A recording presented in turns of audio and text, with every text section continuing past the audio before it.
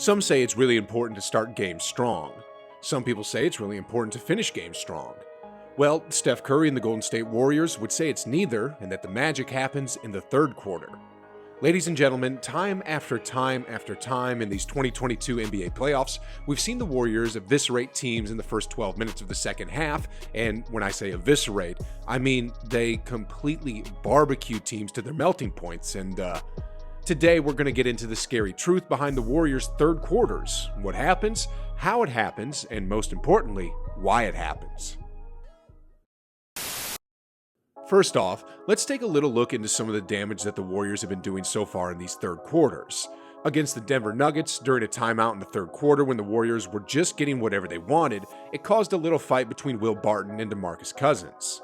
Then in that series against the Memphis Grizzlies, in the third quarter, the Warriors had Ja Morant all confused and pointing fingers at his teammates. Then in that series against the Dallas Mavericks, the third quarter was when Steph Curry had that epic dance, which I'm probably going to use for the thumbnail of this video, to be honest.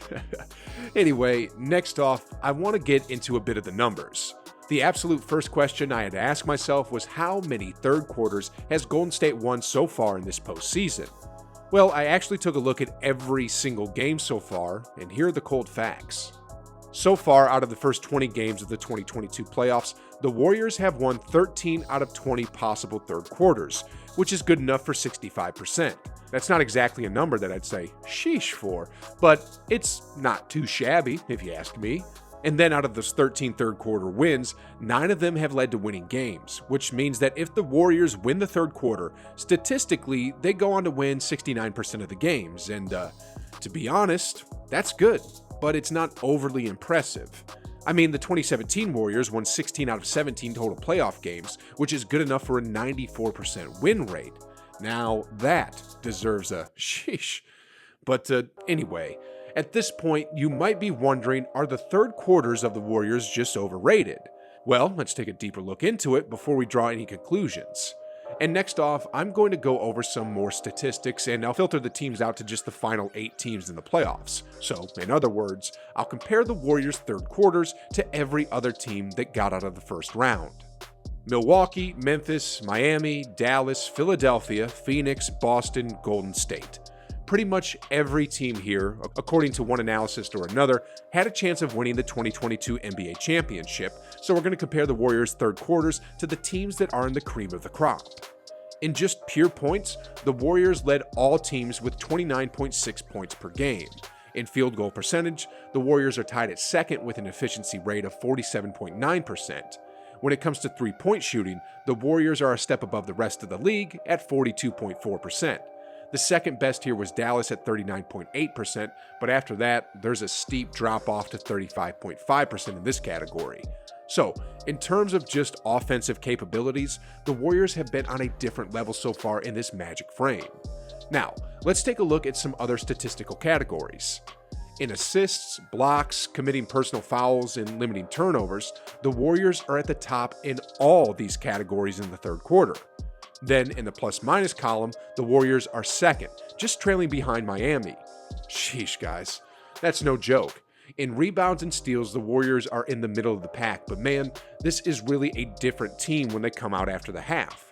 Next off, let's look at individual Warriors and see how they perform in the third quarter as opposed to the overall game. Here, I'm just going to compare the Warriors' main firepower, namely Steph, Clay, Poole, and Wiggins.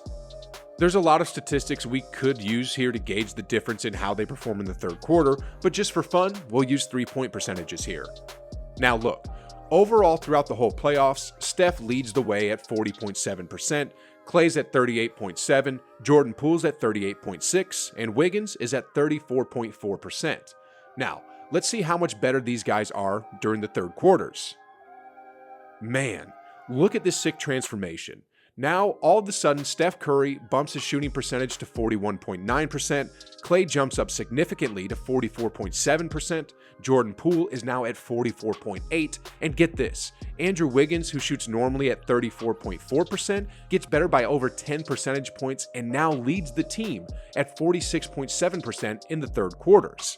Oh my goodness, guys. We have the Splash Brothers, we have the Pool Party, but in the third quarter, Wiggins becomes part of the Splash family as well. Anyway, To other teams, it's like playing a completely different team when they come out at the half.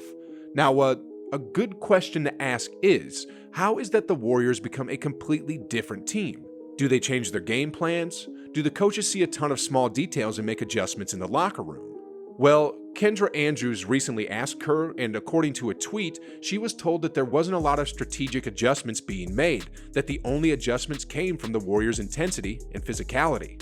And actually, a few years ago, Steve Kerr also said this: "Teams tend to play really, really hard against us from the beginning. I think teams are excited to play us, and they come out on fire defensively, and it takes a lot out of them. In the third quarter, teams tend to tire out a little bit, and maybe that's why we make a push." It's no joke either. I mean, let's take a look at the finals so far and look at the numbers. Throughout the first 4 games of the NBA Finals in the first half, the Boston Celtics are on absolute fire. Oh my goodness, guys, look at these efficiencies. 47.7% from the field, 48.6% from three-point range, a plus 4.3 overall in the plus-minus column. That's insane. But after halftime, they seem to hit a wall. In the third quarters of the finals, Boston's shooting drops to 33.7% from the field, 30.6% from three-point range, and they also drop to a minus 12.3 in the plus-minus column. It does seem that what Steve Kerr said about teams tiring themselves out early is true, and that's what the eye test has been showing me so far as well. Anyway, well, here's what CJ McCollum recently said of Steph Curry. "He's one of the most well-conditioned athletes I've ever seen, regardless of sport. Constantly moving without the basketball, constantly dribbling, constantly passing, hitting threes when he's tired, hitting threes from deep." Perhaps that's why the Warriors are so good in the third. Their superstar is so well-conditioned that he's pretty much fresh at this point in the game. Then when Patrick Beverley was asked about what the secret of the Warriors' third quarters are, this is what he said: "I think it's more than basketball, I'm going to be honest.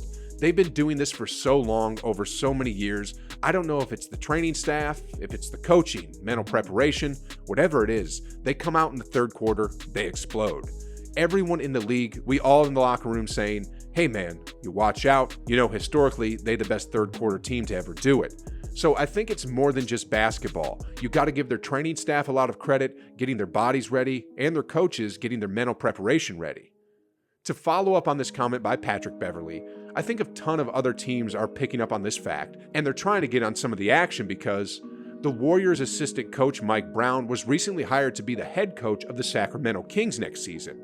Then, another assistant coach, Kenny Atkinson, was recently hired by the Charlotte Hornets to become their next head coach next season. Whatever it is that the Warriors have, including their secrets to the third quarter, other teams want in on it. And if they can't trade for Steph Curry, they're going to grab the guys who have been in those training rooms day in and day out. Anyway, I want to pivot topics here a bit. Did y'all know that some of the stuff that Kobe Bean Bryant did was just not human? It's insane how this dude's mind worked, and after watching this video, you'll probably agree with me. Man, it's no wonder why he's a complete legend, and I don't want to spoil the video for you right here, so just click it, and like always, I'll see you on the other side.